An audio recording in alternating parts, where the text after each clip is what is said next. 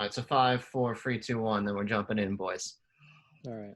Good morning, Bay Area. It is your favorite KZSU host, DJ Trump, living rent-free in your heads. And today we've got an excellent show for you today on the foundation of this nation, immigration. With me, I have my frequent co-host, George, and my very good friend, Stephen the Thriller Miller. Not the actual Stephen Miller, but in policy terms, perhaps. And today we're going to be talking about how we want to shape immigration policy. So say hello to the audience, boys. It's also for housekeeping reasons. It is 7 a.m. on a Thursday. Yeah, It's early, but I'm feeling good. Yeah, feeling good too. So let's get moving with this talk. It's going to be interesting. All right.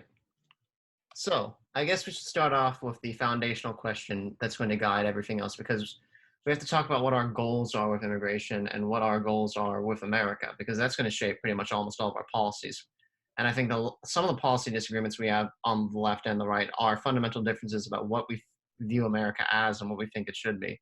So just to give the audience a perspective on what we believe, I'd like to just take a couple minutes for each of us to describe our fundamental position on immigration and what we believe America is. So I would put forth that America is a country of ideals first and foremost, but the people have to hold those ideals in order for that country to function. I believe that we are a society built upon liberty and limited government and independence of all people, and that while we've always welcomed immigrants in the past, we've had some expectations about assimilation, and those expectations should continue. Furthermore, I think that a welfare state is impossible to maintain alongside any kind of lax immigration policy, because you're going to incentivize people to come here who are going to be sucking off the teat of government, so to speak.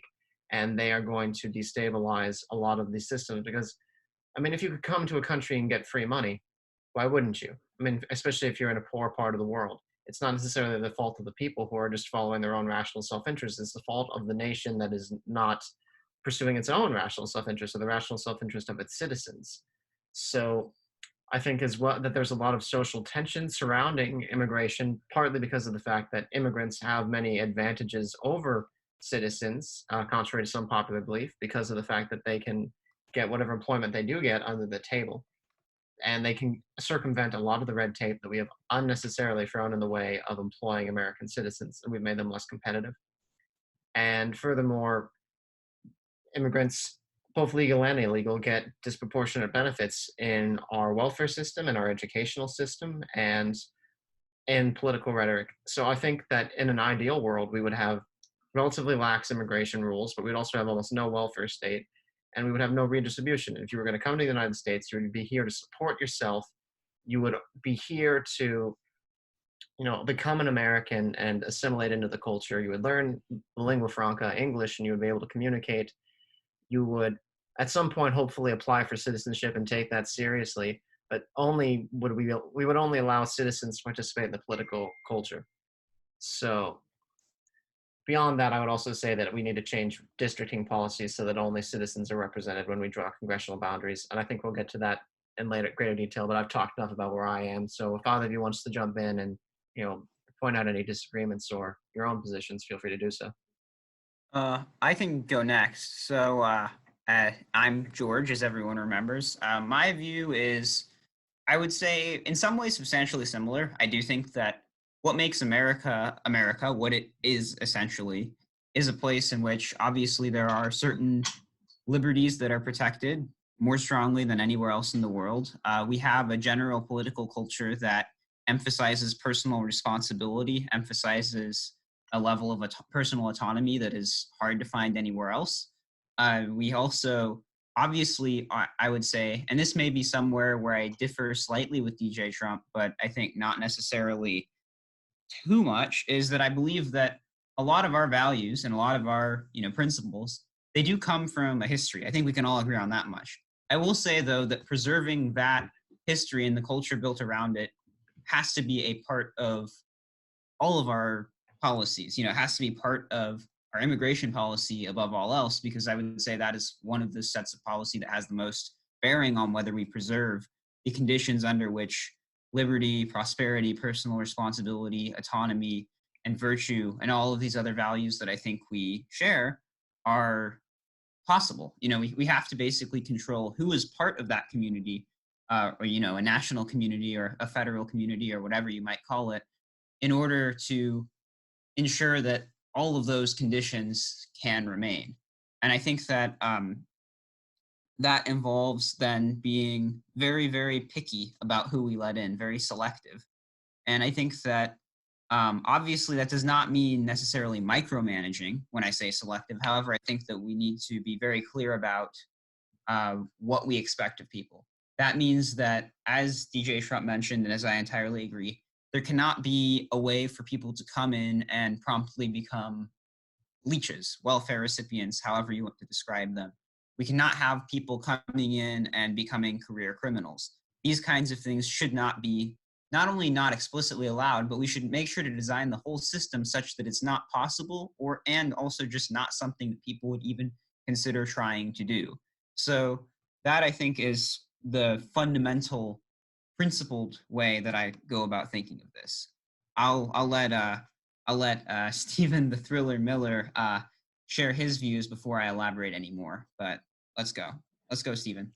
Thanks, appreciate that. You guys can call me Steve for short. I know it's a mouthful with all of that, but it's kind of interesting here. I think this is probably going to be one of the few debates where there's the centrist, but I'm excited to see how this goes.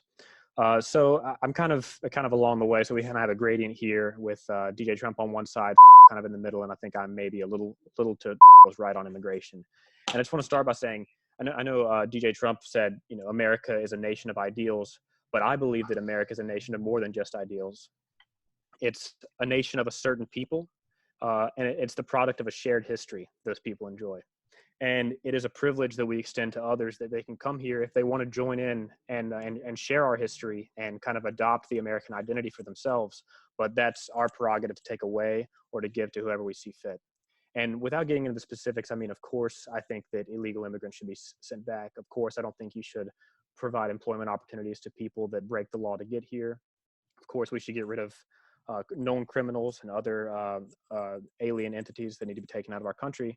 But I think at the top level, our immigration system should be designed to optimize for the long-term survival and prosperity of our nation.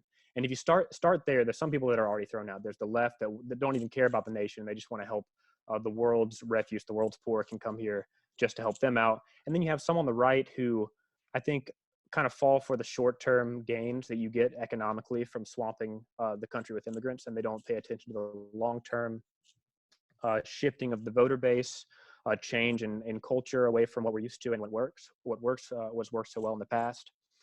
Just get some cheap labor or get a little money off their bottom line. So when I look at immigration, I'm thinking about things like long-term cultural stability, looking at things like maintaining our not necessarily the status quo, but kind of the American spirit of politics. I mean, I think generally we're a center-right nation that believes in these different liberties that the other two co-hosts already described. So I think it's all about bringing in people in a controlled way where we're not going to have any cultural instability. We're not going to have any economic unrest that comes up from depressing wages with too much labor supply at the lower end of the wage scale, and certainly not importing a permanent criminal class as we're doing today. Right. So things are going to get spicy when DJ Trump is the liberal in the conversation. But to preface that, I'd like to say build the wall and deport them all. So that's the tenor of the conversation. That's the moderate position. So with that all said and done, let's go on to the next point. So Stephen the Thriller Miller has been kind enough to assemble a great deal of data for us to analyze about immigration and its costs, and I believe George has also thrown some data together as well. I have a couple data points towards the end of the presentation, but I think for those of you who are watching this on video, you're going to be able to see these graphs and charts. For those of you who are listening on the radio or in some sort of podcast format, you'll just have to listen to our description. But I'll see if I can just sort out the technical details and have some of these citations in the description for those of you who have access to it. In any case, let's move on. So since this was your data, Stephen, would you like to present why you chose this first and what do you think of it? Hello? George? Oh, what's up? Oh, Sorry, oh, did you say me, DJ Trump? My bad. Oh, yeah. Okay, it's fine. I mean, it doesn't really matter. We're just looking at, for those of you who are listening on the radio, a series of graphs from the Census Bureau Oh, on. sure. That's a couple slides in, but yeah, let's do it. Oh, okay, yeah. So, are we all looking at the same screen right now? I just want to make sure. I just see Shellshocked with DJ Trump. currently, yes, currently we see Shellshocked. Okay, that's strange. Then I'm on, I believe, slide 4. Okay, we're having some Yeah, technical difficulties. but the Zoom recording is going to show this. So I think it looks like it's kind of messed up because it also says like exit full screen and some other stuff on there. So I would maybe get out of full screen and then try to restart it. What? Or Okay. share your overall screen rather than the window. Because I think when it Yeah. goes to full screen, it's messing you up. Okay. Okay, here we go. Okay, can you see on the screen properly now? I can see this, but you want to probably do new share and then do your full like screen instead of like a little Okay, got it. specific window. Yeah. Okay, I'm sorry. Then I thought that we were all on the same page. Yeah, that's why I was quite confused. literally. Ha ha ha. We're literally not. Yeah. That's a good one there. But yeah. All right. So in any case, let's get back to the presentation and let me know if there's anything going wrong. For those of you who aren't listening, we're just trying to work out Zoom like every other Stanford student and probably a lot of other professionals in the country. It's not always the easiest of things. Top right is present. Yeah, but yeah, we can cut out this middle part anyway. Yeah. So if I may be indulged, I'd like to start a little bit on this because here's a place that I think all three of us will have a lot of common ground, which I think will be often a theme here, and we'll have to really struggle to find some big differences, although we do have some principal differences. But here I think is a place we can all agree, which is that I'm going to make a claim, and I'm going to assume that our other two people here are going to all agree on this, but or both agree, I guess, in this case. But I think that a critical part about being American is speaking English, not necessarily not speaking another language, not necessarily not understanding other things and perhaps having some connection to some other language or culture, but first and foremost, conducting one's public life in English. That is a big part of being American, in my view. It is, I would say, one of the most fundamental things that when I think to myself, what makes me American, it is speaking one of the admittedly diverse varieties of American English and being able to converse in that, understanding American idiomatic tendencies and having that shared bond with most people I find in the country and most people with whom I really feel a connected Americanness. I don't know, does that resonate with the other two of you? Well, Absolutely. I think. Sorry, go ahead, DJ. I'm sorry. I agree, but I'm gonna throw in the devil's advocate position afterwards to get some ideological diversity. So if you want to, and just so we can see, because I don't want to be the token liberal, and I'm not the token liberal, but I feel like I kind of have to argue as if I was, just so we can get a fuller representation. Feel free. That sounds like what a token liberal would say, dude. Well, honestly, I think it's good that we can encounter the best argument because I'm confident I can probably defeat it. But let's fair enough. Let's have it. Let's have it, though. Okay, so I'm thinking about it, and we were covering this in class. If you look back at some of our history, and there's admittedly a mixed picture on this, some of the first copies of the Constitution were written in German because one third of the state of Pennsylvania, which was one of the most populous states in the Union, was German speaking rather than English speaking. And if you look in other elements of our history, very often immigrant communities tended to cluster together, especially in places like New York City, and they would largely stay within a handful of neighborhoods and speak to one another and only speak in their home languages. And it wasn't until, for many of them, their children were educated in English that the families started to actually speak the lingua franca of the wider society. And while I think that a lot of data does indicate that having a common language and some common culture is really important to national cohesion, and from an economic perspective, it's obviously incredibly beneficial because it allows you to go anywhere in the country and still be able to interact with other people. I do think historically there's some mixed data on this because even at our earliest days, America wasn't a monolingual nation. And even today, there are some localities like Puerto Rico, which is admittedly an American territory rather than being an American state, but it's still fully American, that has Spanish as the everyday You think Puerto Rico is fully American? It's as American as Virginia, North Carolina. Well, I mean, legally it is. And I mean, I guess we could have the discussion about culturally. I mean, it's obviously a distinct cultural unit, but it belongs within the United States unambiguously for legal purposes. The people who live there are citizens. They can move to the United States. Well, may I make a slight issue there? So They are technically, if they reside in Puerto Rico and have not moved to the state, the mainland at all, I believe they technically are still nationals. They still receive most of the privileges of citizenship. And if I am a Puerto Rican citizen and I move to a state in the US, I can establish residency and then automatically become a citizen. I believe I am even treated as a natural born citizen if I run for president. But if I am a Puerto Rican resident, have not left Puerto Rico, and have not really established residence elsewhere, and I am just there, I am technically a national. Or, Okay, someone. I'm Just gonna like technical I'm correction. googling this right now, so I'm gonna make a slight correction. American national is absolutely a thing that does exist, but that tends to be more for our handful of Pacific colonies. I mean, I just called them colonies. The UN is gonna flip out. We're not supposed to do that. But Well, Puerto Rico is legally still the world's largest colony, and remaining colony at least. all right. So in any case, according to Google, which may or may not be totally accurate, praise our Google overlords or fear them, your choice. The Jones-Shufroth Act was signed on March 2nd, 1917, effectively making Puerto Ricans United States citizens without rescinding their Puerto Rican citizenship.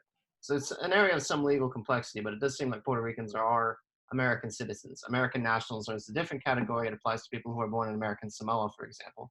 I'll look into that further if you want me to while Stephen the Friller Miller gets his word in edgewise. I mean, I don't know. To me, the like letter of the law today, like what we consider it. I mean, the way Puerto Rico came in, I think it's just a military asset for the United States. Like, I don't think it has much to do. It doesn't shift American culture much. It's not really. I don't know. I don't think you would look there when you're trying to say, well, look, Puerto Rico speaks Spanish, so why do we have a national language? I think it's kind of almost an asterisk more than something we'd. Okay, I mean, fair enough, but it has more population than most states. So, I mean, not most states, but I think at least half of them. I can look that up as well. I don't know about that. Well, Puerto Rico actually isn't that big. So actually, I mean, if you want to, and again, I'm not going to belabor this point anymore, but if you want to describe how many Puerto Ricans there are about 9 million total in the world, but 2/3 of those, a full 6 million, are in quote unquote diaspora, most of which, 5.8 million of which are stateside Puerto Ricans in the United States mainland, and another few thousand that are in different American territories. But it is important to note that it really only is about 3 million people in Puerto Rico itself. But here's what I think on the matter: if Puerto Ricans stay in Puerto Rico, speak Spanish. That's their language that has always been for their history or not always been, but for in modern history. But if they move to America, proper, they should learn English. It's that simple. They can speak Spanish there, learn English here. I mean, I think that that's just a smart move. I don't know if that's something that. I mean, I guess, what do you mean when you say learn English? Because I think there should be a cultural expectation that you speak English in the mainland United States. I would agree with you there. I don't even think that's what I mean. That's what we're talking about, right? That was the whole thing. Like where or oh my bad, we can cut that. George was saying. Oh no, I mean we very regularly just refer to each other by our actual names. It's not a big deal. Yeah, but it's just a norm. But yes, regardless, keep going. This whole discussion started by talking about, is it important to speak English in America? I think it absolutely is. I think that Puerto Rico, I have it in a separate category. Okay, I mean, I guess all I'm saying is I agree for a wider cultural unity, it's incredibly important, but I don't think it's what makes us fundamentally American. I think it's incredibly useful, but I think you can still like be a Spanish speaker and like even live in the mainland United States and not speak super great English, but if you believe in the principles of the country and you're working to support yourself, you're not being a leech on the welfare system, that's totally fine. I think we've had history in the past that at least shows some mixed results of having linguistic diversity. It's not for a short amazing. Time and with the purposes of eventually switching to English. It's not like there are still large pockets of German speakers just because there were a few at the founding before there was kind of a centralized government and a centralized culture.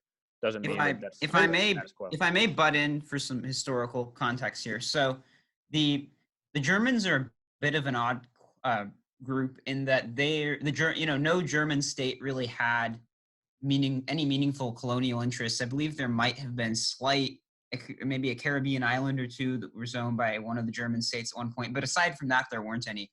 A lot of the other linguistic groups came from, pre-existing colonial groups that either had been conquered by the British or were absorbed by America. So you had Floridian, New Mexican, Texan, and Californian Spanish speakers, for example. You had the Cajuns of Louisiana and of also some French speakers in New England. You had even some Swedish speakers and Dutch speakers in New Jersey and New York, respectively. So, I mean, you've had various different of such groups. However, I will sort of give those people a little bit of consideration in that they had a separate national identity. They were, say, French Americans or Spanish Americans. But, I mean, that nationality, I would say, is somewhat distinct from like a national identity of being a United States of American, if you'll forgive that neologism. But that I think there is a distinction there. However, I think also it's important to point out that there was a very strong tendency, even early on, to try not to have constitutions printed in German. Now, some of that was political, to keep the political interests of German-speaking Americans who might have been a little bit different politically than the powers that be from expressing their views. But some of it was also that there was a desire to create a cohesive American culture even early on. And the Germans were seen as one of the first, I guess, obstacles to that, to consolidating that entirely, because almost everyone else at least was conversant in English, if didn't speak it at home necessarily. And these Yeah. groups eventually assimilated. I mean, we don't have these Yes, speakers anymore. And there was an incredible, an important push to do that. Like, it was very difficult not to assimilate. But nowadays, with the internet, with the ethnic siloing that goes on, the enclaves, you don't have to assimilate like that. There are second generation people here that don't even care to speak English well, around. And one last thing I'll jump in before it appears DJ Trump has something to say is that today, actually, some of these languages still exist, but they do not usually exist independent of English. As in, Pennsylvania Dutch still exists. That's a German dialect. I believe Kitchen German still exists, although it's dying in a few parts of Missouri and Illinois. You still have New England French and Louisiana French and Louisiana Creole. You also still have Spanish in the Miami area, so Miami-Dade County, especially in Monroe County. You still have Spanish in parts of certain older, like, ethnic New Mexican or ethnic California or ethnic Tejano communities in like the old ones that I'm describing, not recent immigrants. But those people speak those languages alongside English, and they typically speak their other languages usually in their communities rather than in public, or they certainly do not expect to deal with the government in whatever other language they speak. They understand that English is the American language. Right. And just as a final counterpoint, and I don't even disagree with the general sentiment that we should have people speak English because it's good for national unity and it's good for, economic and cultural reasons. You're just able to converse with other members of your country. There are other countries that exist relatively successfully bilingually or multilingually. The first two examples I can think of are Switzerland and Belgium. And as Nigel Farage has once pointed out, Belgium is pretty much a non-country. And there is actually a substantial gap between the portions that speak French and the portions that speak Flemish. But yeah. Switzerland seems relatively functional, and they speak, I think it's either 4 or 5, Romance, French, Swiss German, Italian. Yeah, I can do a few seconds explaining Switzerland. Switzerland has 3 major national languages, 1 semi-national language, and then obviously whatever immigrants speak. So the German is spoken by about 55%. French, I think, maybe more like 20 to 25. Italian's about 10%. Maybe about 0.5% speak Romansh, which is a sort of a rural dialect. But the reason Switzerland functions is it has always been a confederation. It's been a confederation of cantons. So really, it's a little bit like America, but imagine if America had not been just British colonies becoming independent, but it had been when French colonies that were still French colonies at the time of declaring independence had united with us, and Spanish colonies had as well. So think about that. That's sort of a better analogy for Switzerland. So that's, I think, why it's a bit of a different case. And it's not really, in any meaningful sense, a nation, as in often the cantons literally conduct their business in their local languages, not, independent of each other. Right. And that's sort of interesting. You have a higher degree of local control. You actually have a less consolidated national government, which in some ways I think most of us would think would be a good thing, because I, for one, am very suspicious of centralized power. So, it's just an interesting case study. It's obviously very different historically and culturally from the United States, but it's worth looking at, I think. Yeah. All right. So, Stephen LaFrilla Miller, what are your thoughts on this So should I just go ahead and guide us through? I think I've chimed in enough on the English thing. You want to just go ahead and go through the slide here? Oh, absolutely. Kind We of can go through walk some of the the people stats. through here. All Sure. right. So the reason we talk about immigration, and you can't see my cursor here, but let's start at the top left, and then we'll move through. If you look at the foreign-born percentage of the population, we're now very close to the all-time high. We might have actually crossed it because this only goes to 2010. But in terms of raw numbers, we're at the all-time high, and the trend is just continuing to go up as we take in millions of immigrants every year. So this is going to change things. This is not good for stability. If this significant of a percentage of your population is coming from other places, it becomes difficult to maintain kind of the sauce that was keeping things going so well for so long. And there's a push towards change.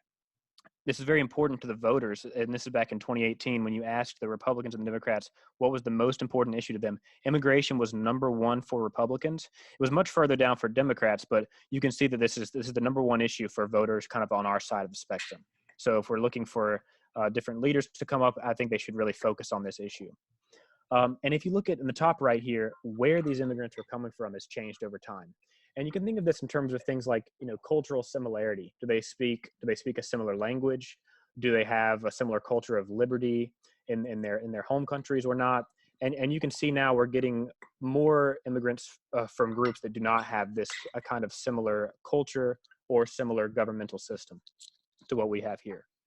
And also on the bottom right, you can see that over time, the percentage of people that speak a language other than English at home, it's doubled since 1980, from 1980 to 2017. And you can see this is also continuing to trend up.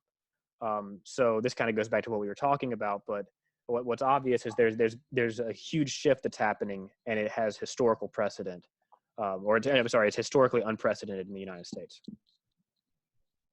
Yeah, and I think just to give a little bit of context, typically we've had a couple big immigration waves before that did perhaps come close to this in terms of percentage of people born in foreign countries. However, generally after those waves, there was always sort of a reaction. It's sort of maybe sort of if we think of the U.S. as a big body, it's homeostasis.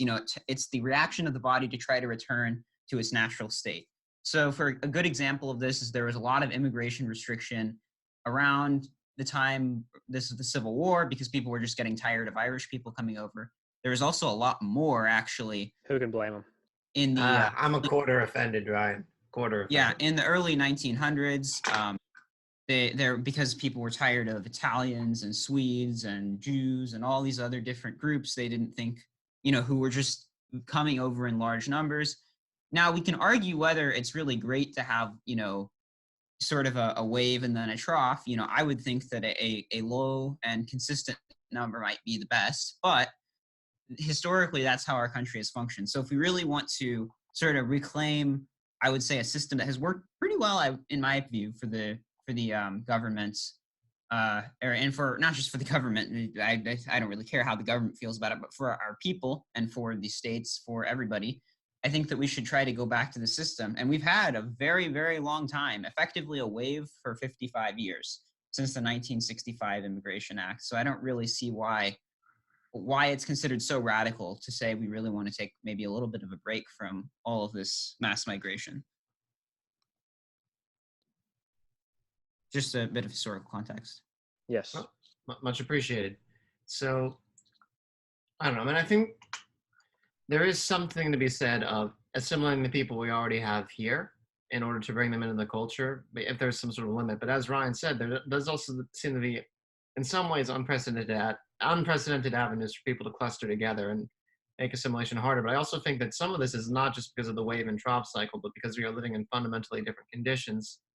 We have one of the two major parties that's pushing a largely anti-American doctrine, which is actively discouraging people from assimilating into the wider culture. And we also have a welfare state, which is incentivizing people to migrate for reasons other than what we would consider desirable. So, I mean, I think those are the two major problems, whether the wave and trough model of assimilating, taking as many people as we want to for a short period of time and then assimilating them over a longer period of time before doing something similar. I mean, that's historically been how the United States has behaved, but whether or not that's the most important thing, I think is at least up for some debate. I think that how we attract immigrants or what kind of immigrants we attract is more important. And I think that I don't know, whether they're coming here to support themselves and whether they're coming here in pursuit of political and economic freedom is more important than what country they happen to be from. Because I think, are Americans from all ethnic backgrounds who are pretty patriotic. And And there are Americans from all ethnic backgrounds who are not patriotic at all. okay, absolutely. Yeah, I mean, that's true. that is the unstated corollary that almost all people in the audience would need to know. But Right, sure. I mean, we're talking about large numbers, though. We're talking about the average. We're not talking about, like, of course, in every single group, there's really great people and there's really bad people. We're talking about the average. Oh okay. yeah, I agree. I think we need, because obviously we need to make predictions based on what we think. Because obviously you can't exhaustively interview every single person. I mean, we try, but that's just not realistic. You have to kind of have some educated guesses. Okay, so I guess I'm going to throw out a policy because I think this would be a country that we would all agree would be relatively problematic in terms of American immigration.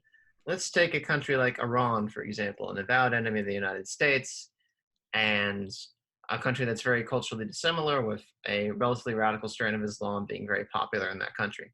So I think that we could make a pretty strong case, and some people might be angry at us, but whatever, we're doing the show. We could make a pretty strong case that a lot of people from that country would be unsuited to immigrate to the United States because they tend to be poor, they tend to be a little bit less educated, in some cases a lot less educated than the mean American, and they are not likely to assimilate into the culture properly. But there might be a handful of people who can. So do we want to set up our institutions in such a way that we can sort of sift through that and try and extract the maximum value from our immigration pool, or are we just going to sort of be a little bit more broad brushed and just say, hey, there might be some valuable people from this culture that we could allow to come to the United States, but because the risk is so high, we're not going to really take the time to sort through all of them. We're just going to kind of make blanket assumptions. So I And think, oh, sorry. that's right. I think it really depends. I mean, like, if it's a country that we're actively hostile towards, like, for instance, I would say maybe North Korea, we don't take anyone from there. But if it's kind of a middle ground, like there's some kind of scoring function that has a bunch of things that are put into it. One of them would be nation of origin, things like cultural similarity, hostility. And this would all go in and would be some kind of algorithm, and like kind of like with the RAISE Act, but maybe a little bit more precise. And that's how we decide who to take. I mean, I agree that something like the RAISE Act makes sense given our current situation. I mean, if we're going to continue to have this bloated welfare state and redistribution of income, we want to limit people who would come in and take some of that, because, I mean, the system wouldn't be sustainable. You'd be importing takers and you're not importing any givers, so to speak. You can only have so many people take money out of a closed system. It's true. You want to go next slide just so we can go ahead and start thinking about the next stuff? Sure. Absolutely. So demographics of illegal immigrants in the United States, including countries of origins and border apprehensions by nationality. Right. So would you like to dissect this, or would you like me to? Because I'm looking at it right now, and according to a study from the Migration Policy Institute, Yeah, you can go quick. You got it, man. You're on a roll. 2009, 2013, about unauthorized immigrants. You gotta love that phrase. Unauthorized immigrants, which gives you a little bit of a sense of the bias of the source, perhaps, or maybe lack of bias, if you want to assume that. 56% of unauthorized immigrants are from Mexico. Oh, that's interesting. Some of them are Mexico in and of itself has over half of the illegal aliens, but Asia has 14%. That's an incredibly broad category, the largest population center on the planet, the largest continent. Europe, Canada, and Oceania have 4%. The Caribbean has about 2%. Central America has 15%. South America has 6%. Africa has 3%. Only Mexico is considerable enough to be given an entire category on this pie chart, and it has the majority.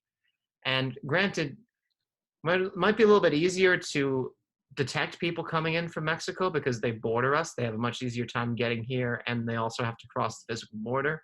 I'd be curious to see what the demographics look like, because we have some relatively spotty data on this subject. It's possible that people from other countries who come over on overstay visas might have an easier time. But going to border apprehensions, from a Freedom of Information request, I'm trying to get the year. It seems to be from 2016 or just after 2016. That's I think it goes to 2017.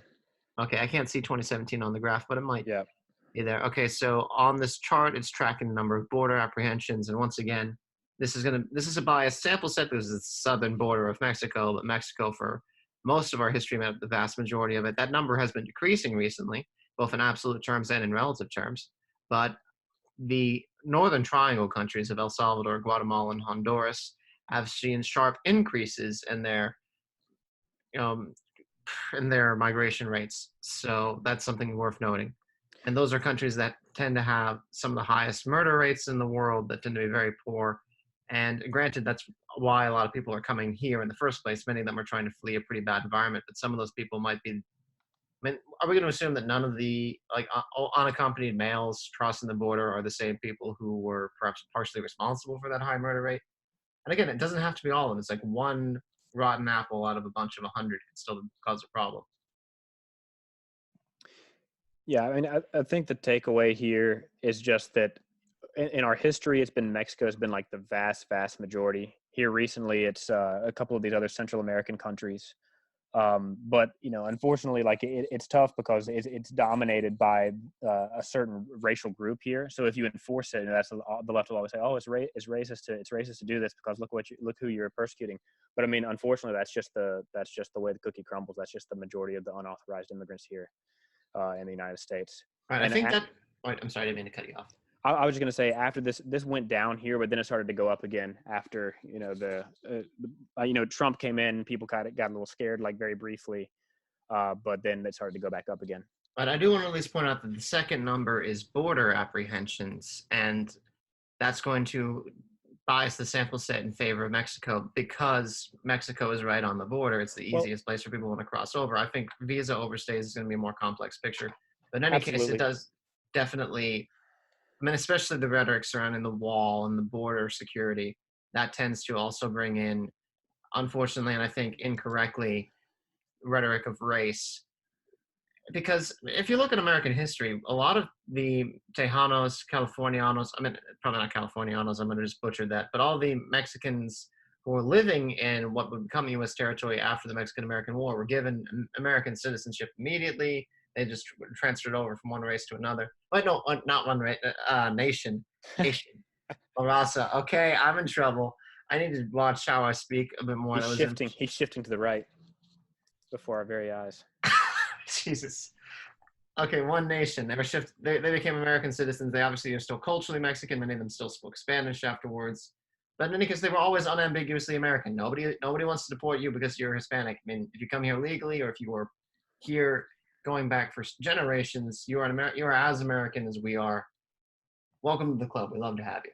Sure. My point here is basically if Canada was the blue on this pie chart and it was 56% and they had the same voting patterns and economic impact that these migrants did, we would be just as against it. It's just it's unfortunate that this is just the way it is. Right. I mean, after that assault weapons ban, who knows? We could start getting snow Mexicans trying to come down the border. They have to go back. Snow Mexicans. That's always fun. I think I'm bringing it back. I think the one of the issues that we need to pay attention to here is just that and this is a really fun thing that it always warms my heart to hear this.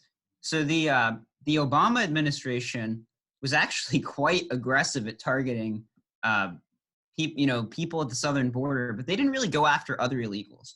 It's only under the Trump administration that all these other illegals from other parts of the world who flew over here, who thought that, well, I don't look Latino, so I'm not going to get caught. Because, they thought that they had reason to believe that, yeah, the government essentially was acting in practice in a racist way because it wouldn't deport anyone else. But Trump was like, no, there's no racial privilege here. Illegal Irish, deported. Illegal Southeast Asian, deported. Illegal African, deported. Everybody's gone.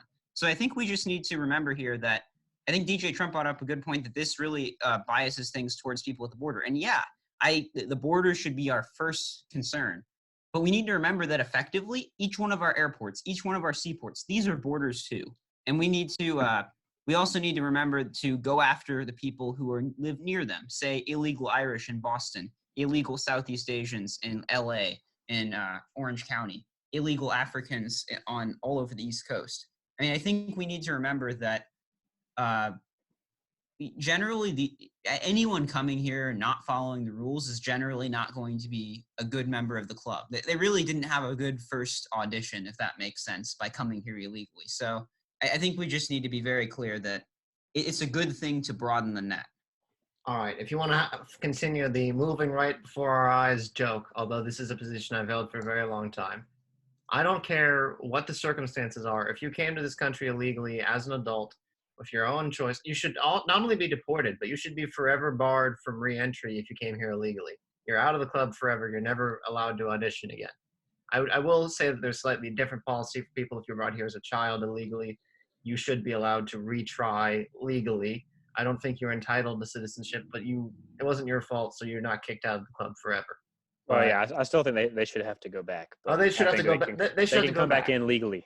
Yes, I agree. Yeah, I think that's the position here, right? Is that if you came in of your own volition as an adult, yeah, you're going back and you're not coming back here. If ever you under any circumstances. you're just not. It's just not going to happen. Like case closed. If you came But as what if you do? without and you what happened? What if they do it? What if they do come back? What if they do come back? Then we're gonna jail you, and then once we decide that you've been browbeaten enough, then you get sent back. And we're gonna play Hit the Road, Jack, as they, unfortunately hit the road again. Yeah. You're gonna beat their brow. Oh, come on. No physical violence. We're not endorsing that. Just No, browbeating is a common phrase, I would think. I'm We're going aware. to non-violently browbeat them. I like it. Okay, this is gonna be a doozy. I can tell already. This is getting spicy. I don't know if we're gonna get this past the KZSU censors. Let's go. Oh, this is KZSU. I mean, it was KZSU. I think You know what? Screw it. This isn't gonna going post it on online. KZSU. We're gonna post it online. All right, next slide. Let's see what's next. Native households versus immigrant households. The costs of illegal. This is a good one. This is a good slide. I'll let you take it then. You seem so happy. So this is the percentage of immigrant households, not just illegal immigrants. This is just legal immigrants.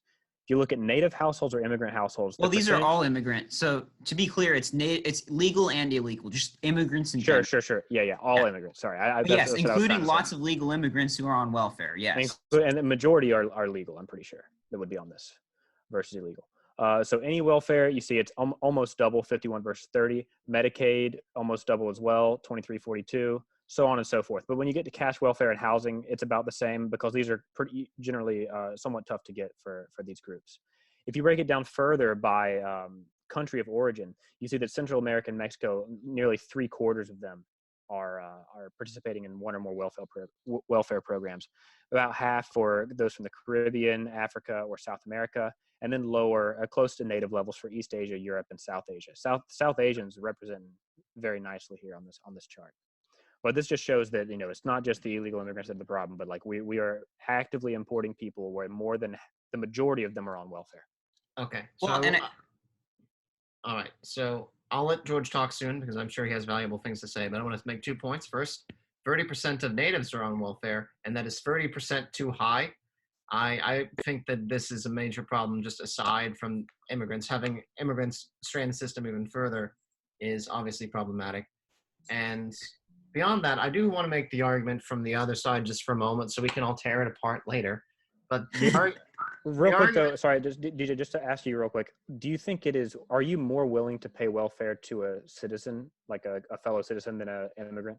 Oh, no, actually, I think welfare is evil no matter who's getting it. It's equal. It's equal to you. There's no difference.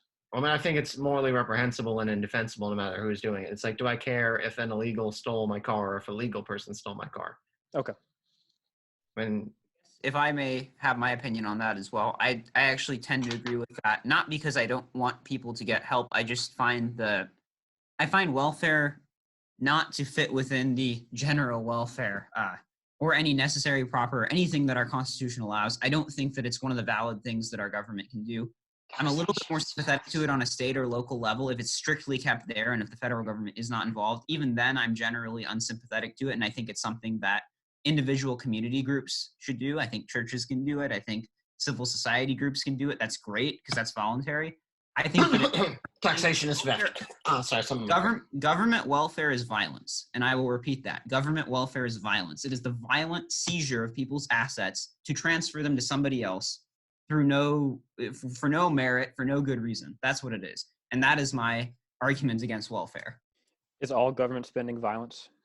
I would say that I mean, in a sense, obviously, that if you don't pay your taxes, you can get arrested for any of it, sure. But the difference is that I think there's a valid reason, say, to defend your borders. There's a valid reason to keep yourself, to have defense and have a few other critical functions, diplomacy, a couple of other things that serve a vital federal interest.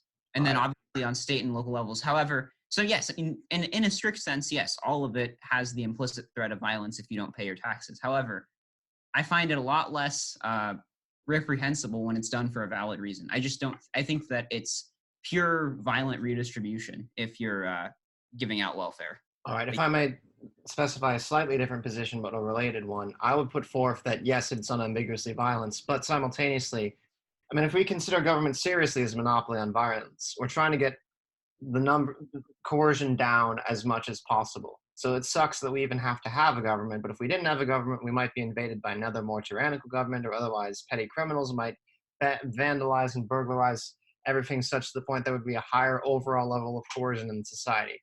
So accepting the fact that we have to have lesser coercion to fend off the greater coercion is a necessary evil, and we have to put up with government, unfortunately. That's one way of looking at taxes, where yes, you are being robbed in order to pay for defense, in order to pay for border security, but at the very least, that's explicitly to mitigate the overall amount of robbery. If it's just robbery for the sake of robbery, it's morally indefensible. I've got nothing for it. I think there's a lot less less good things we do than provide. Like, I don't like the current welfare system, but I think if it was done the right way, just if it, for the goal of helping someone out, I think that's a lot better than, say, taxing someone and shipping it off to another country, like just sending like billions to random countries in the Middle East. I mean, if we want to cut all foreign aid, I'm down for that too. It's just like international welfare. Right, but I'm saying on the scale of like what I think is less legitimate, I think that's far below helping out someone that needs help. I guess the one other thing that you could argue here, and I'm not sure I believe it, but I think it's worth considering, is that if you keeping the money at least in the country is a good thing because it keeps it in our economy. So I mean, perhaps there's a little bit less of a problem with giving the money in welfare to somebody here who presumably is going to spend it here, and thus is going to. It's not entirely leaving. Foreign aid, that money's gone. You're kissing that money goodbye. So I mean, I think that's also a point. I'm not sure I believe it. It's just worthy of consideration. We don't have to consider it further, but just food for thought for our listeners. I'd actually like to make two devil's advocate arguments, neither of which I believe, but might be interesting. You could make the argument that foreign aid might be more legitimate if it facilitates the defense of the United States. Like, say, if we prevent a country that's destabilized on our border from fully falling apart, so then it doesn't end up in a conflagration that threatens the United States, that might be more legitimate than subsidizing some person at home. I'm not saying necessarily that that's the case, but I'm trying to think of a scenario in which... No, I think that's true. Right. And then secondarily, going back to the disparities of people coming into the country and disproportionately using welfare, many people, especially people in Europe who are looking at their own failing demographics, will try to argue that there's sort of a startup cost because you need future laborers in order to get the system to continue to operate. So when you first come to this country, almost definitionally, you're going to be poorer than the average person. That's why you're coming here. You're coming here for a better life. So maybe for the first generation, or even the first two generations, you're going to be disproportionately on welfare. But the hope is that by the time they've fully assimilated economically, they will actually be a net benefit because they'll have more people paying into the system. These groups tend to be younger, demographically speaking. They tend to have larger families. Yeah, but those young people end up getting old. Like, it's just I don't believe in the system of perpetual expansion of the population. We don't need to have that. It's just a way that the government can fund itself. Like, it's a fake thing that they put on us because they can't afford the debt. I wouldn't even disagree. I'm saying that's their strategy, and it's not even a strategy that's fully functional. If you create a permanent underclass of people who are I'm against it fully. Yeah, I'm just trying to at least make the case. I don't agree with it, but I have to say something about it. Yeah, we appreciate the devil's advocate. It keeps the conversation flowing. Otherwise, it's just like we're just beating a punching bag. I like it. Okay, but I don't want to be the punching bag. That's the sad thing. I have to step up. You chose this life. Indeed. So let's move on to the next subject of punching. Metaphorically, of course, we do not endorse violence. And similar subject matter, the cost of current legal immigration. Oh, and this is something I found fascinating as well. So this is on This is actually kind of a refutation of my own previous point almost. So yeah, really excellent timing for punching bag. We see that the portion of immigrants who are on welfare actually goes up slightly depending on how long they're in the country. And let's take any welfare, for example. It seems to be hovering around 50%. The blue bar, for those of you who are watching the video, represents the people who have been here for 5 years or less. And it's slightly smaller than the red bar, which is 5 to 10 years, which is a little bit more noticeably smaller than the green bar, which represents 11 to 15 years, which is still smaller than the people who are here 16 to 21 years. And then finally, if you've been here for more than 21 years, it does seem to drop back down again, although it's still substantially above the native population. So it's totally possible that rather than assimilating economically, they just get slightly better at gaming the welfare system. Although, I mean, it's between 50 and 60%, almost no matter how many number of years you've been here. So how statistically significant that is might be somewhat questionable. That's what I think. I mean, I don't even think there's probably enough of a sample size to know for sure that there's a statistically significant difference between these. Like, I think at best you could just say it's flat. You know? Okay, fair enough. But at the same time, even the potential existence of that trend, even if it may be noise or it might Oh, be. no, I'm saying, yeah, that would be like the least charitable interpretation. But I'm saying, like, even if you wanted to give the benefit of the doubt, you could say it's not getting any better, right?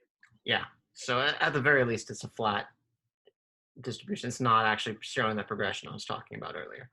So, excellent timing with these slides. Without even realizing it, you already refuted the devil's advocate argument when you just submitted these. Yeah, I refute in the future.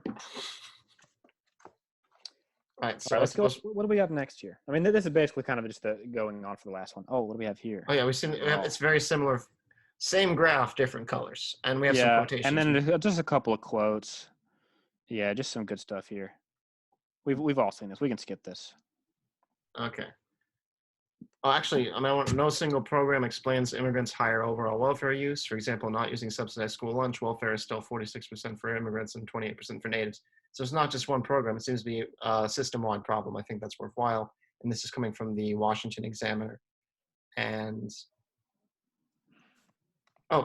interesting use of the phrase Native Americans. It seems to be applying like native-born rather than... Yeah, I'm appropriating it. I don't know if that's appropriation. It's been 200 years. So in any case, I think we already did cover some of this data in our earlier slides, but it's worth noting that even the immigrants who do not have children in their households, they are still significantly higher in their in their welfare use than native-born households without children. They're at 30% versus 20%. So interestingly, that 30%, that's identical to all native-born households rate, and that includes people with children. And as we can see from both of those rates, children result in a higher take-up of welfare, and that isn't terribly surprising because keep in mind, we're taking into account like public school use, and that naturally is not something that's going to be very much with in households that do not have children in them.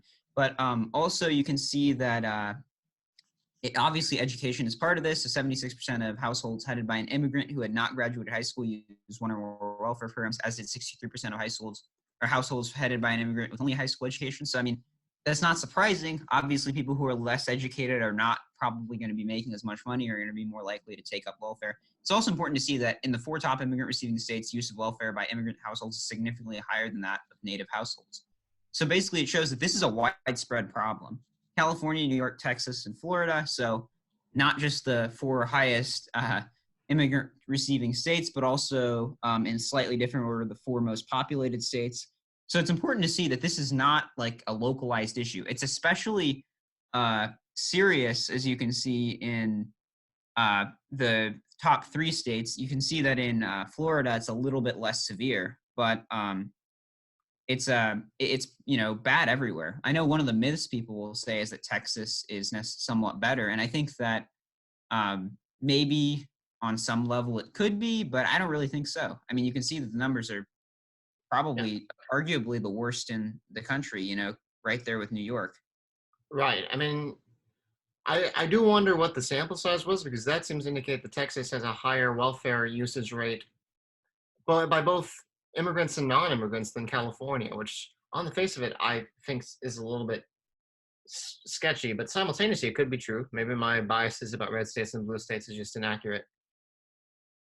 Okay, so I'd also suggest, and I don't know this for sure, but it's possible that California has a higher percentage of immigrants in the population than Texas, such that if you actually crunch the numbers, it may have lower overall welfare uptake. So that's a possibility. I don't know, but that's just something to consider. Okay, so moving on to political preferences, I have some slides about this a little bit later as well, but certainly worthwhile to discuss what we have in front of us. So it's no secret that people who are immigrants tend to favor the Democrats, and people who are native born have a slight bias in favor of the Republicans. It's not as strong. So looking at how foreign-born Americans have voted in two-way presidential elections, in 1992, it was 45.8% for the Republican, who was George H.W. Bush, and 54.2% for Clinton. In 1996, it was a substantial margin in favor of Clinton, but Clinton was also an incumbent, so you can chalk that up some. Only 27.9% voted for. I believe it was, I want to say Bob Dole. Bob Dole, Yeah, one of the most pathetic nominees the Republican Party had.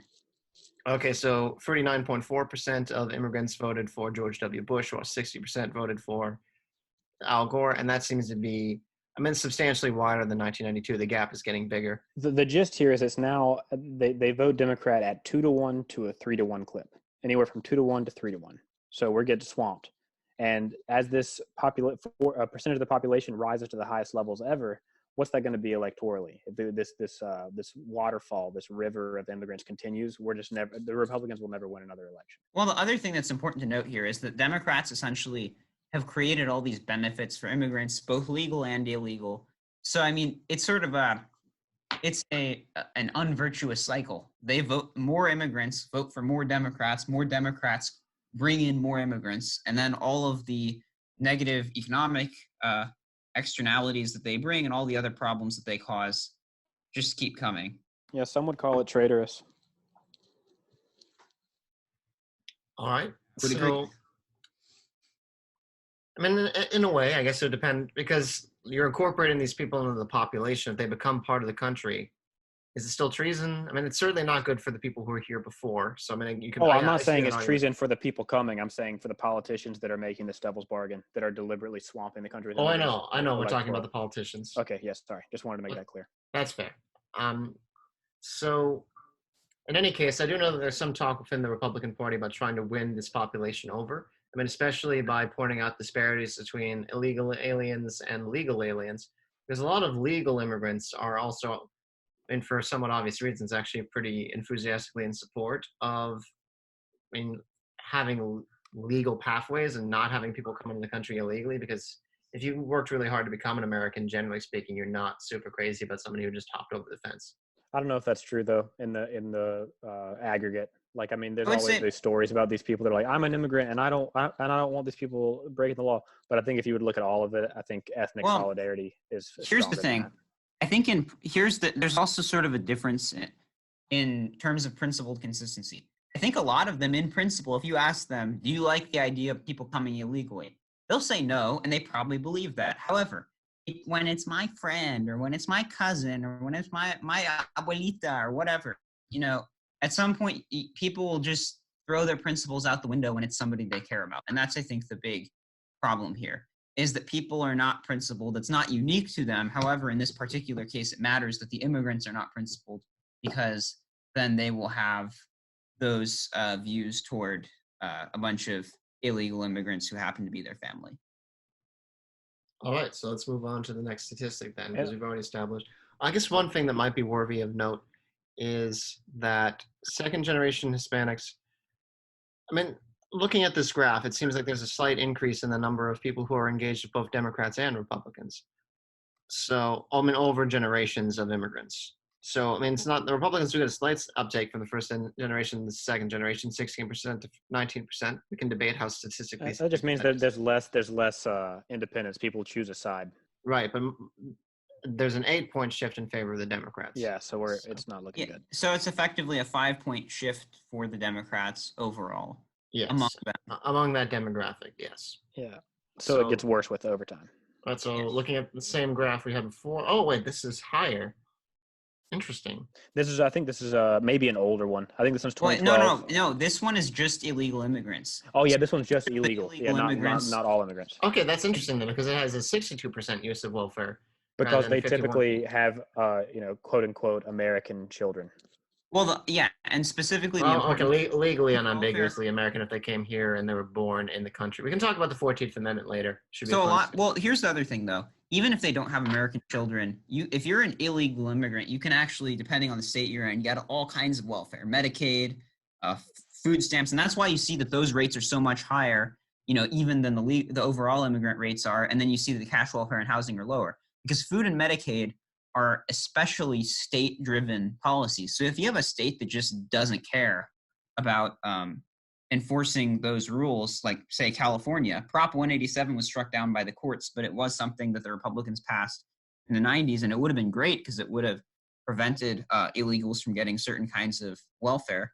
But if you're in a state like California, which now obviously doesn't even have the legislative or executive will to enforce such a rule, you're going to have huge numbers of illegal immigrants getting all kinds of food stamps, Medicaid, etc. Yeah, Prop 187 got 187. Only Yikes.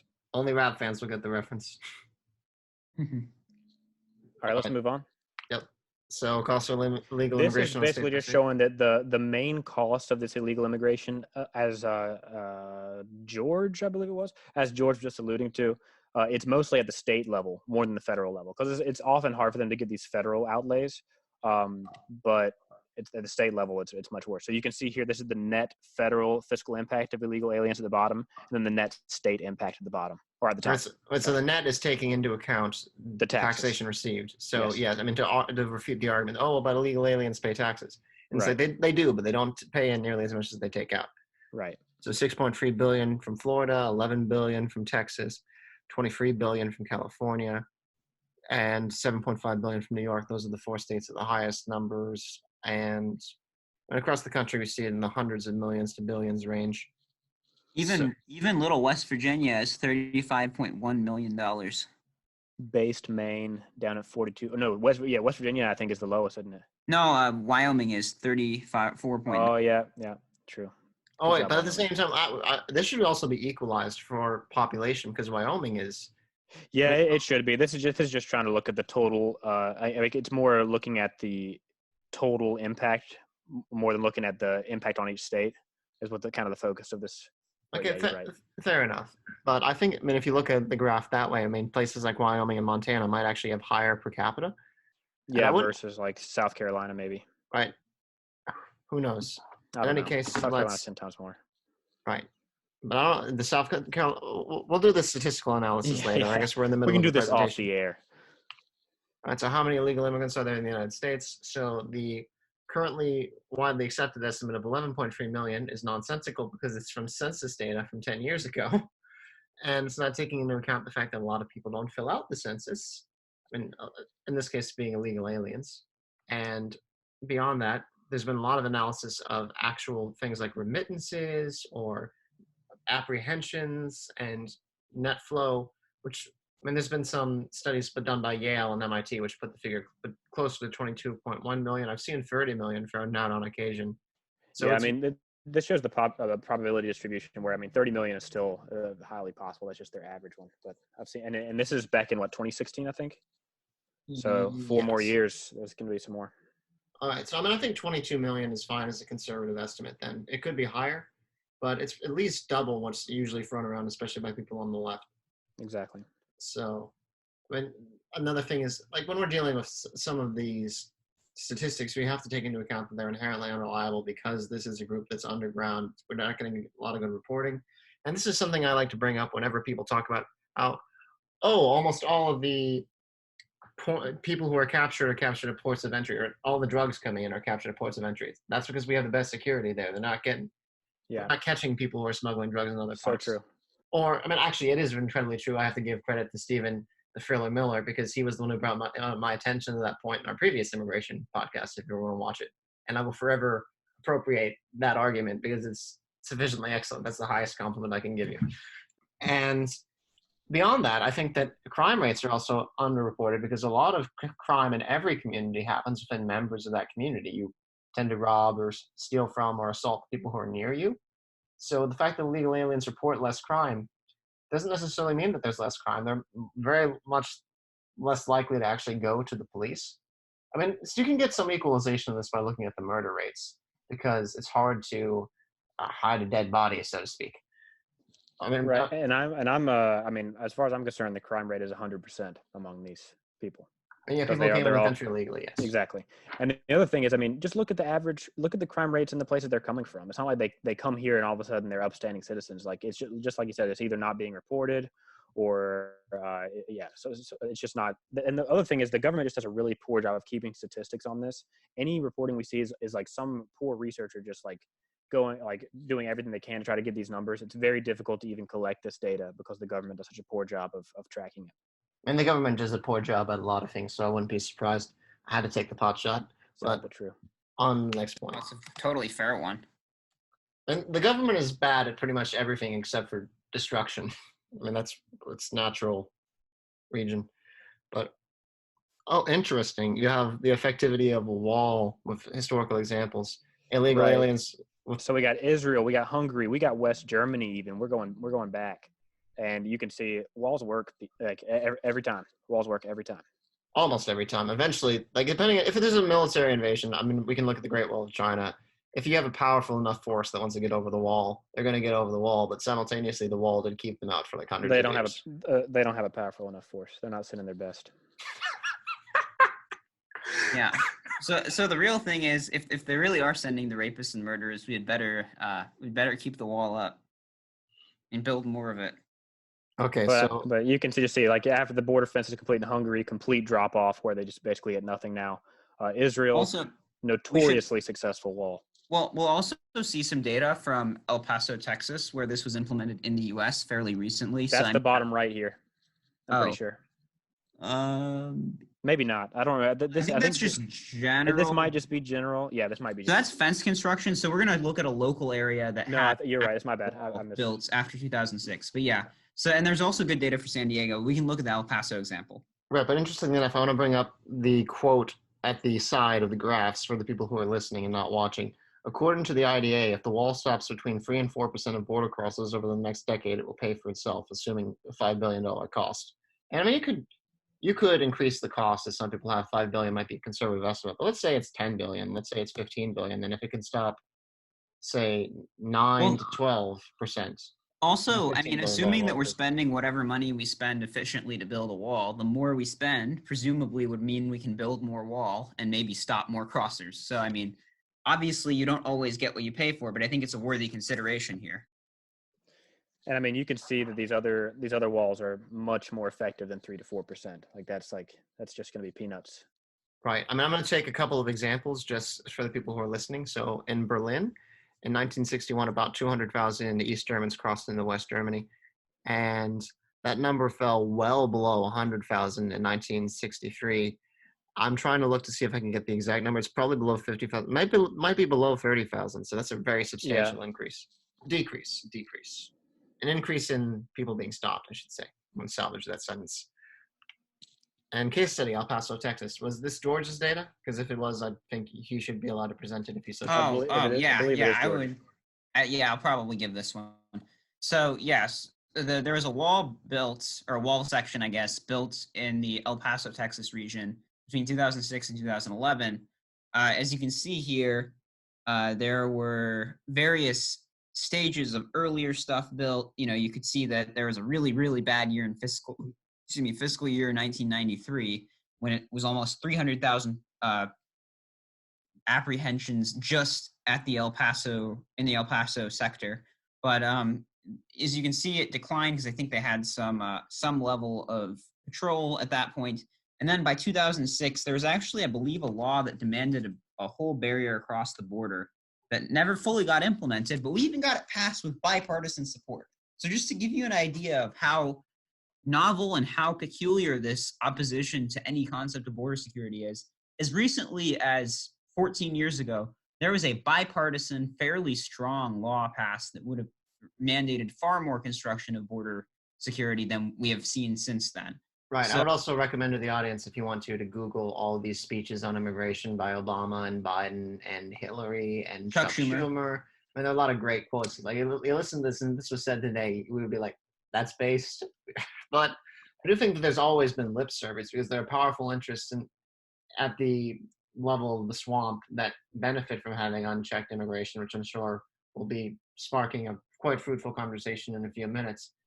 But and you play to the voters, but you don't always give them what they want. So even when these people were making the speeches, I think they knew full well they weren't actually going to implement it. It was just what they needed to say in order to win. Oh yeah, absolutely. In any case, it's important to see here that over the period of construction, property crimes went down 37%. Uh, Violent crimes went down 6%, which doesn't sound like a lot, but violent crimes, obviously, any improvement is particularly valuable, and it is an improvement, which is important.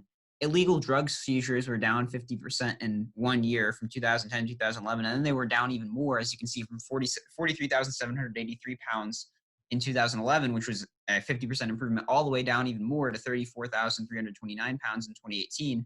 So, regardless of what we view about the validity of the drug trade, the fact that far more illegal drugs were seized and prevented from coming into the country prevents all kinds of other crimes related to them, from crimes, theft and violence to try to seize the drugs between rival gangs, and that all the way to, crimes committed by people on the drugs who then are out of their right minds and do all kinds of problematic things. So in All any right. case, this is an unmitigated success, I would say. All right, And to make another devil's advocate situation, because this is only a partial wall, you could make the argument, if you really wanted to, that this was only a sectional reduction and that smuggling and all the other illegal immigration was happening in different sections, and that would be less effective if there was a general wall, because in the El Paso section, that does block off part of it, but it's easier to just go around it, go somewhere else.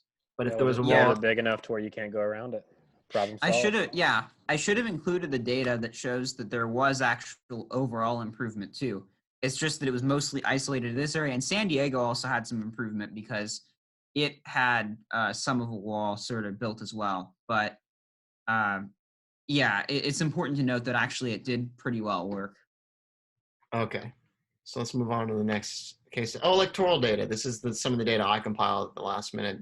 We already talked about this to some extent, but I think the redistricting of congressional seats is especially important because even if you don't vote, and we can talk about the danger of illegals voting, potentially, I don't know if we want to get into the weeds of that, although it's an interesting subject.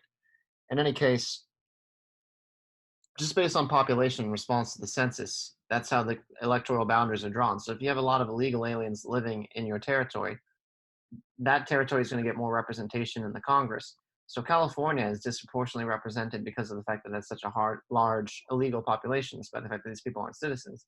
And it takes representation away from American citizens and skews the way we, draw up the House boundaries, which gives more power to Democratic regions, which have almost no enforcement of immigration policy and penalizes regions that actually do enforce border policy. So going into some of the weeds of that, Ohio, a swing state that voted for President Trump in 2016, will get, this is a projection, this isn't confirmed yet, but it's suspected that we'll get fewer congressional seats in 2020 due to mass immigration in other states. Michigan and Pennsylvania, two other swing states that went for Trump in 2016, will have fewer congressional seats. Wisconsin will have one fewer congressional seats. Other red states like Alabama, Arkansas, Georgia, Idaho, Indiana, Iowa, Kentucky, Louisiana, Mississippi, Missouri, North Carolina, Oklahoma, South Carolina, Tennessee. Why do they split up North Carolina and South Carolina? Why didn't they just have them back to back? Tennessee, Utah, and West Virginia will all get one less congressional seat in 2020, while Minnesota and Rhode Island will both receive one less congressional seat as well. Those are blue states. And this is from two scholars named Camarota and Ziegler. And those will be largely redistributed to California, which will gain 11 congressional seats, solely due to the fact that non-citizens are counted in the congressional apportionment. New York, which also has a massive illegal alien population, is set to gain 4 more congressional seats, and New Jersey will get 2 congressional seats. Texas and Florida will both get more congressional seats as well. Texas will get 4, and so will Florida, but simultaneously those states are becoming a little bit more blue because of immigration. And Illinois and Massachusetts will each gain 1 congressional seat. So the prediction is that there'll be a net transfer of 26 congressional seats from red states to blue states. And that, for context, I think the gap between the Republicans and the Democrats in the House right now is 21. So 26 seat swing in the Republicans' favor would mean they would control the majority. A 26 seats swing in the Democrats' favor would obviously make the majority that much more difficult to get back. Yeah, I would definitely say that this is an important note here. And to be clear, obviously, swinging all those seats, that would not all go to the Republicans total. However, it would go, I would say that it would definitely help the Republicans total and improve their chances of having maybe a 14-seat gain or even a 10-seat gain, which would be important and valuable. Additionally, it would help in the Electoral College. It would definitely make sure that Republicans had a bit more of an electoral firewall, whereas now they don't really have as much of that. I think that's part of why President Trump was, I think, validly asking people to have a citizenship question on census. He asked his Commerce Secretary, Wilbur Ross, to do that. Garbage SCOTUS decision. Yeah, I know. Well, I mean, it was just and it just didn't seem to have any real justification. It was really a rather sad idea. And it's clearly partisan. It was just clear that, John Roberts just could not stand the idea of his dear august body being seen as partisan, even if it would have made the right decision to let the citizenship question be on the census. Right. I mean, I think that if the government has the authority to do something, it has the authority to do something for whatever motivation it sees fit. I mean, like, if the government legitimately can't ask this question, why does it matter what its motive is? If it can't ask the question, that's a different thing. But I don't know. I mean, I think motive does come into play in some other areas, but for something like having a question on the census, I mean, I don't know. I guess it seems to be a strange reading of the law. It's like, yes, you are legally allowed to do it, but we don't like why you're doing it. Like, let's say. By the way, how did they mind read and know how they were doing it? The reasoning for why they knew, it wasn't real. Yeah, okay, so I think that's rather dubious law. I mean, in some cases you can read intent. I think if you're looking at like criminal law more especially, I mean, that's how you can discriminate between different degrees of murder or between manslaughter or between just negligence. So, I mean, it's not like intent has no place in law. It does. But simultaneously, I don't think a lawful action should be made unlawful because of your intent. Like, there you go. That's good. Okay, so continuing on further, this is an interesting point. The data sample is 24,558 respondents. I got this off of a Breitbart article. Take that for what you will. And this is from 2016 exit polls. 91% of the people who asked said they were born a United States citizen, and 49% of them broke for Trump, with 45% of them going for Clinton, and 6% saying either other or no answer. And 9% of the sample said they were not born U.S. citizens, and 64% of them went for Clinton, while only 31% went for Trump, with 5% either declined an answer or stating a third choice.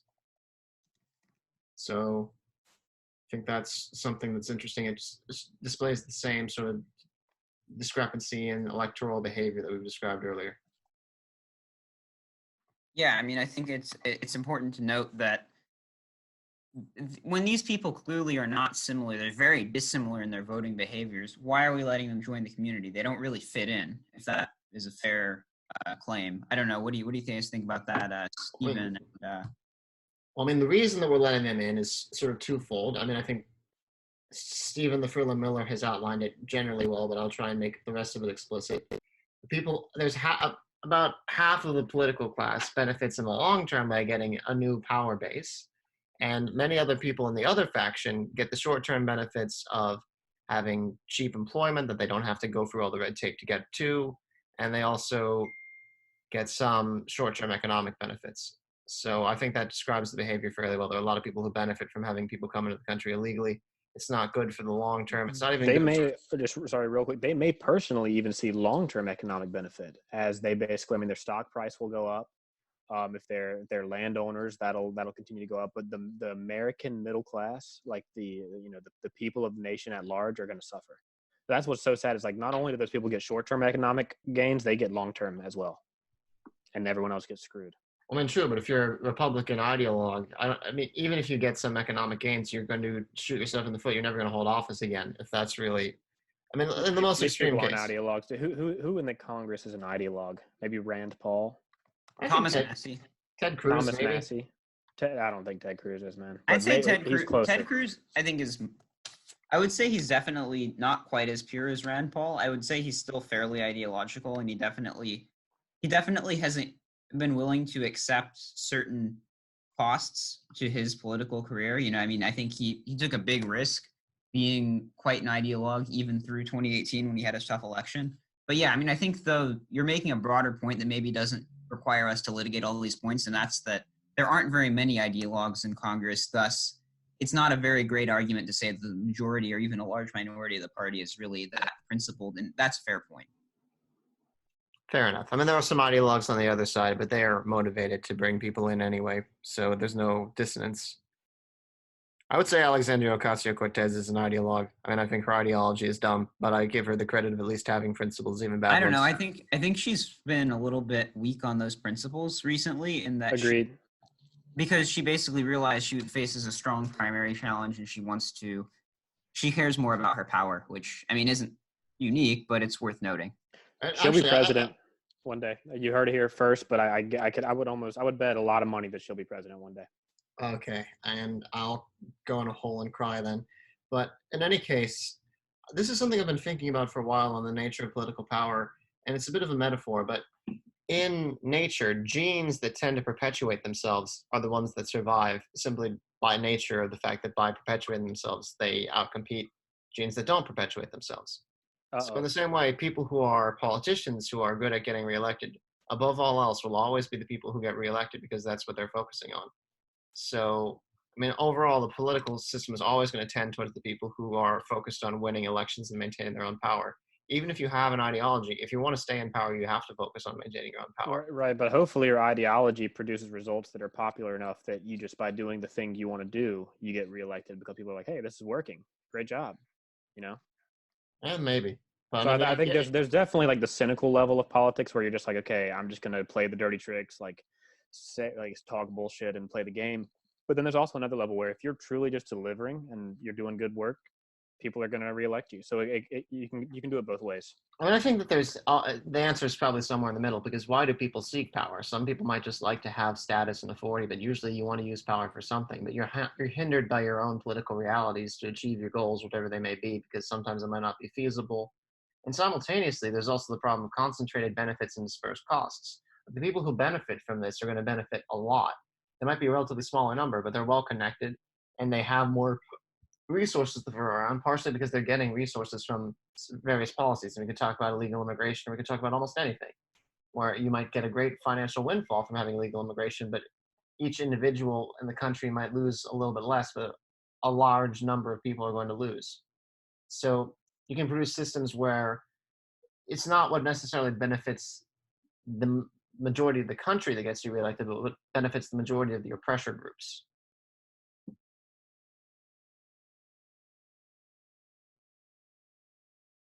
I don't know. I'm just pretty black pilled on the state. That's Oh yeah, definitely a fair way to be. I think that generally the more that the state is involved in things, the less well they go, and the less they actually serve the interests of the people whose actual assets are at stake. One of the interesting things, and one of the traditional ways of viewing who should control the state and who should make choices, is who is a stakeholder, who is not. Unfortunately, now we have a lot of stake or non-stakeholders, including in some cases illegal immigrants, who either answer the census and thus get more congressional representation for people in their district, even if they don't get to vote. Occasionally they do vote. In any case, there are a lot of non-stakeholders, people who aren't really Americans and don't really count, who shouldn't count but do. That's, I guess, the best way.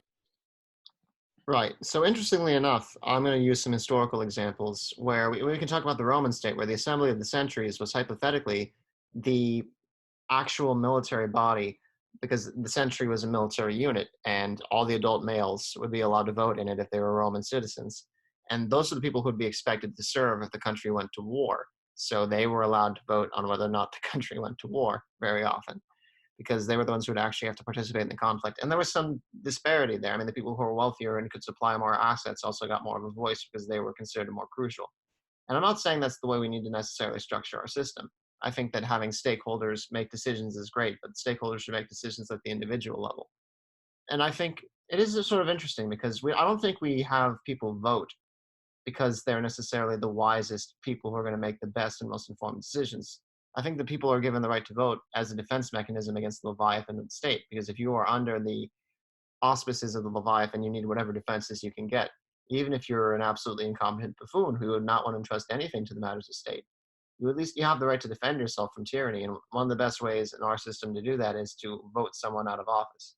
So, I mean, I tend to believe in a more expansive suffrage, but I would say that only American citizens should be able to vote, and only American citizens should be counted for purposes of representation, because then that's almost what it means to be an American citizen.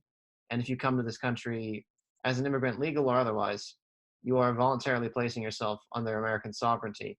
But if you're born here, you're not. You're automatically placed under American sovereignty, and because of that, you automatically have citizenship as a defense against that monstrous state. So, I mean, that would be my justification behind birthright citizenship in the 14th Amendment. I'm sure that this is going to be a point of some controversy, and I'd be happy to hear the counterpoint. Sorry, say the point one more time, just so I know where to strike. Okay, fair enough. I'll show you the jugular. I'm looking forward to this. This is going to be a good time. But in any case, because the state is so powerful and has the potential to be so destructive, if you are under its power involuntarily, you have to have some defense mechanisms, and that's where citizenship comes in. That's where the rights of voting come in. I mean, I don't think we pick people to vote necessarily because they are the best decision makers, but because they have to be able to have some sort of weapon against the politicians who could potentially ruin their lives. And that's why I think if you're born in this country, you should automatically get citizenship, because you are automatically placed under the jurisdiction of the United States. See, I would like to have it on the other side, where instead of like having such a powerful state that's at the whim of the majority, we had a less powerful state that maybe wasn't at the whim of the majority. Like I'm not so attached to democracy, but it seems super important whenever you have so much state power, because like you say, you don't want to be underneath that without any defense mechanism or any ability to vote. So I mean, it's a difficult question, but I'm not for birthright citizenship, because if someone can, like, it just creates so many moral hazards. Like, even if you're born here, like, no one's forcing you to stay here, you know? Well, I mean, it can be very difficult to immigrate because most of the rest of the world has sensible immigration policies. Yeah, well, sorry, you guys should have thought about that.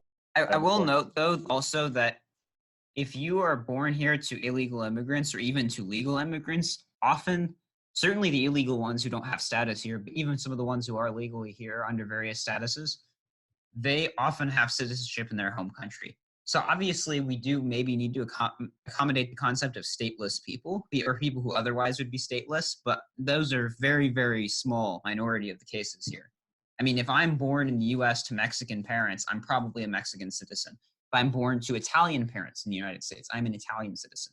Right, because for reference, most countries do it by blood and not by soil. Soil is more of a medieval concept where very often you would have territory change ruler to ruler, and the citizens would just be based on where you were born.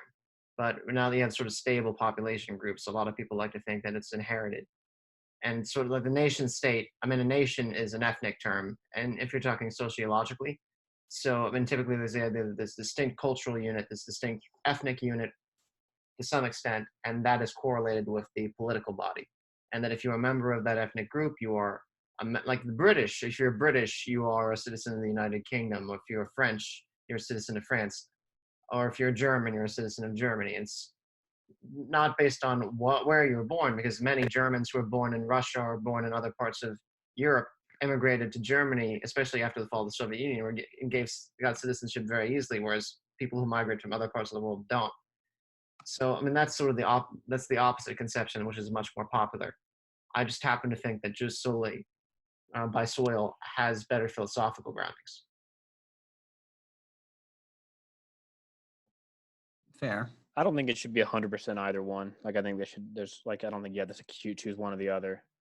Like, I mean, if an American by blood went over and joined another nation and then had a kid, it should be that nation. I mean, it should just be based on, it's definitely up to the country. I think it's best to have some kind of thing where, I don't know, I've talked to you about this before, where I think like some kind of like you have to have a certain number of grandparents born here in order to be a citizen, or right. Grandparents who are citizens.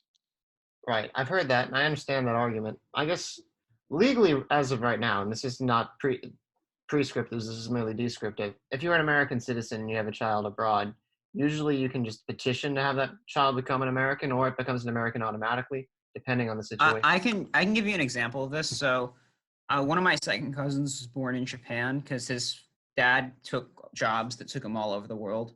So he was, I believe, automatically a U.S. citizen because both the father and the mother were U.S. citizens. They've actually since come back to the States. So, um, I believe there are rules that like you can't be born. If you're born to American parents abroad, you do eventually have to come back at some point in order to sort of take up your citizenship, but it doesn't have to be immediate because often, again, while you're a child, you're still considered, they're dependent and Right. thus not independent. Right, and if your parents renounce their citizenship before they have you, you can't inherit it from them. So if you move, usually if you naturalize somewhere else, part of that comes with giving up your American citizenship, so that can't be passed on to your children. To answer Ryan's previous point, that's the current Although US not law. always, I will say that is not always the case. More often what happens, and I can tell you, I know people who have done this. I won't elaborate exactly whom, but I know people who wanted to get out of the American tax system, so they moved to another country that allowed them to naturalize. They had never paid their exit taxes. So they were very much in hot water with the U.S. government. And then they became citizens of the other place, which protected them and then allowed them essentially to let the citizenship lapse. But a lot of places you can become a citizen without inherently giving up your U.S. citizenship. But it's just good to know.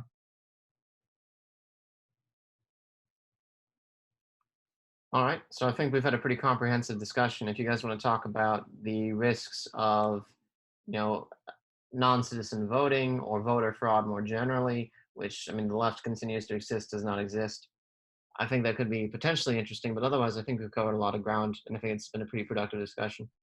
I feel good, man. I think we crushed it. Yeah, I think we really covered a lot of good things. I like to think that we did actually. I think though we agreed on a lot of things, I think we also did give a fairly broad set of views and a fairly broad set of philosophical and also specific policy views that we could consider. So I think this was a success. Well, what do you think, DJ Trump, and what do you think, Stephen Miller, the Thriller? I'm feeling fantastic. I'm ready. I'm hyped up now, ready to watch some UFC fights. Feeling good. Great. Enjoy. What do you think, DJ Trump? All right, I think we had a great show. I'm going to probably go to bed soon. I'm rather tired. And I guess, I mean, this is what I do in my free time. So, but I mean, I hope you have a good time, Stephen the Thriller Miller. And George, I'm not sure what you do, whatever you do. And hopefully we can do something this in the future. Yeah, looking forward to it, guys. All right, take care. Take care. Bye.